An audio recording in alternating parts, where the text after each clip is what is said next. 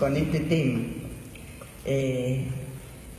Lo he anotado para no irme por las ramas, porque imagínense toda la historia que tengo encima. Así que voy hay que dar la palabra a las nuevas generaciones.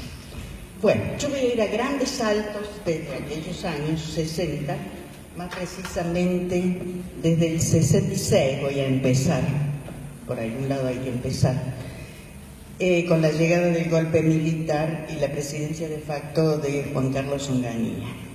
Ahí va a empezar en cierto modo esta historia. Esta que voy a contar, no la historia. Una de las primeras medidas de la intervención fue la intervención de las universidades. En aquel momento, una de las primerísimas, lo que significó el fin de los principios reformistas, de los cuales se cumplen este año un siglo, que alguien nombró ayer, que alguien recordó, creo que la chica Tejón recordó los principios universitarios de autonomía y cogobierno, o sea, se había logrado el cogobierno entre docentes, estudiantes y egresados. Después de la dictadura se logró la participación de no docentes, pero en aquel año se perdió todas las universidades intervenidas y además fue la proscripción de nuestros docentes y la persecución y la represión de todo el mundo. Nuestra universidad estaba muy movilizada, así como las organizaciones más progresistas de los trabajadores, y a poco fue aflorando la llamada Unión Obrero Estudiantil, que cobró impulso en el Cordobazo de 1969. En ese año, 2 meses después, inauguramos en la universidad el primer seminario de literatura infanto-juvenil, se llamaba así, Seminario Taller de Literatura Infanto-Juvenil, que derivó en Infarto Juvenil, promovido por María Luisa Cresta de Leguizamón Malicha. En su discurso de apertura, Malicha dio la bienvenida a los numerosos asistentes, casi como ahora, de distintos lugares del país. No teníamos el Mercosur todavía. Y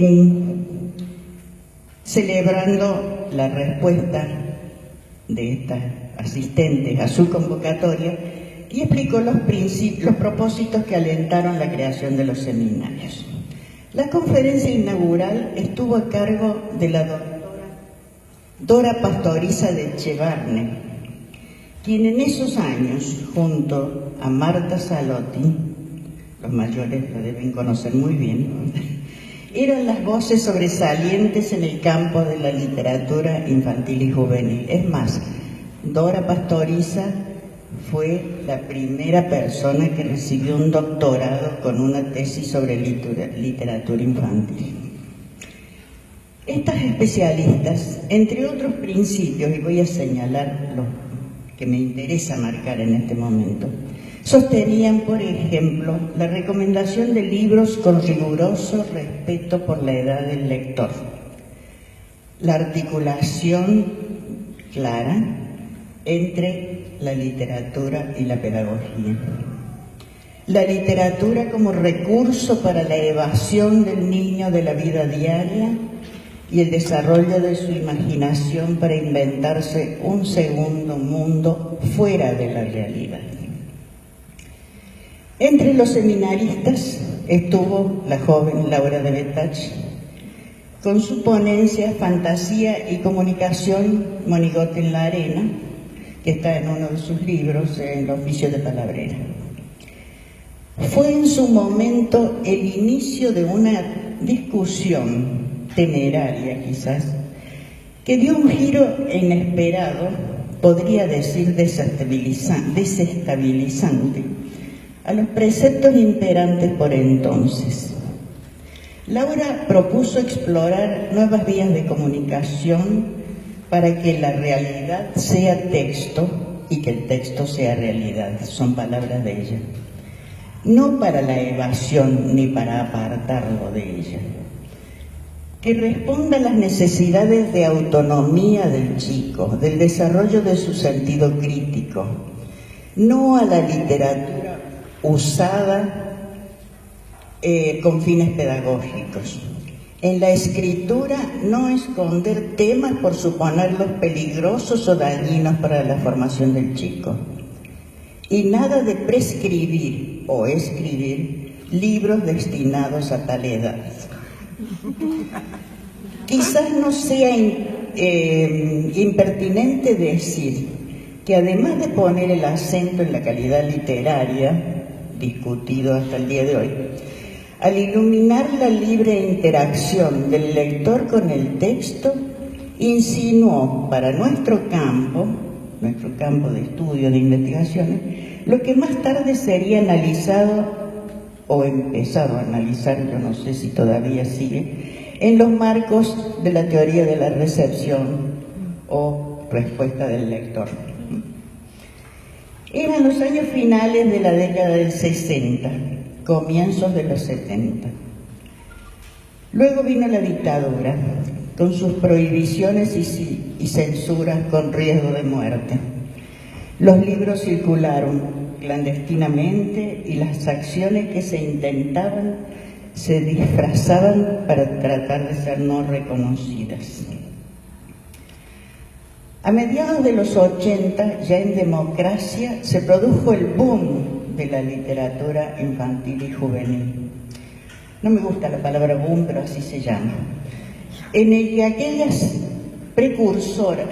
ideas precursoras brotaron, florecieron y fructificaron al punto de perderse de vista que en gran parte se originaron en los seminarios, abuelos de este simposio que estamos disfrutando hoy. Con el boom de los 80 aparecieron nuevos autores, innovadoras propuestas editoriales, proliferaron los talleres, podría decir que nacieron los talleres, se activaron las bibliotecas y muchas escuelas miraron con otros ojos la llegada del libro literario. En los primeros años del gobierno democrático se inició el primer Plan Nacional de Lectura, ideado y dirigido por otra vieja ilustre, Eve Clementi. Una verdadera primicia como política pública en el mundo de la educación y la cultura de niños y jóvenes. Llegamos a los 90. No más Plan Nacional de Lectura. Implementación de la reforma educativa. Sanción de la Ley Federal de Educación y de la Ley de Educación Superior, que todavía tiene sus tentáculos extendidos sobre los terciarios.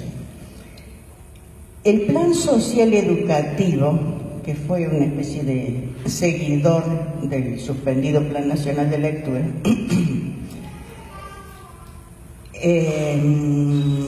dirigido a las escuelas de los pobres, distribuyó, entre otros beneficios, libros para esas escuelas. El anterior Plan Nacional de Lectura no distribuyó libros, pero sus actividades llegaron a todas las escuelas y bibliotecas. Esta diferencia entre programas para los pobres y programas para todos es materia de otra discusión sobre políticas socioeducativas.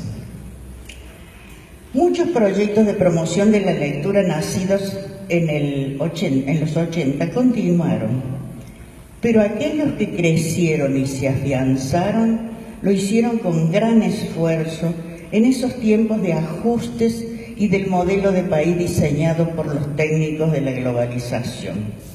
Quizás les suene esta idea. El conocimiento fue concebido como un capital estratégico y en los presupuestos se libraron a su suerte las manifestaciones del arte y la cultura. Para ilustrar un poco ese clima, cito una frase del discurso del CEDILIG que en 2002 Cecilia Bertoli leyó en Basilea, Suiza, al recibir el premio Asahi.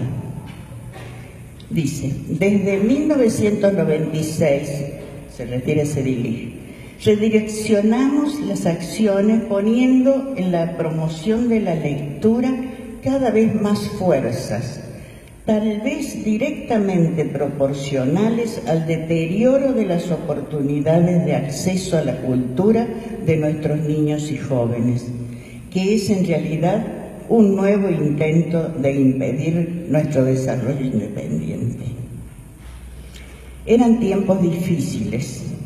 Ahí se inició la idea de tiempos de resistencia que de vez en cuando reaparece. Pero de algún modo seguimos. Fin del siglo XX. Siempre me da ganas de decir cuando digo esto, siglo XX Cambalache. En el inicio del nuevo siglo, todos los desbarajustes económicos, políticos y sociales de la última década desembocaron en la aguda crisis de los años 2001 y 2002.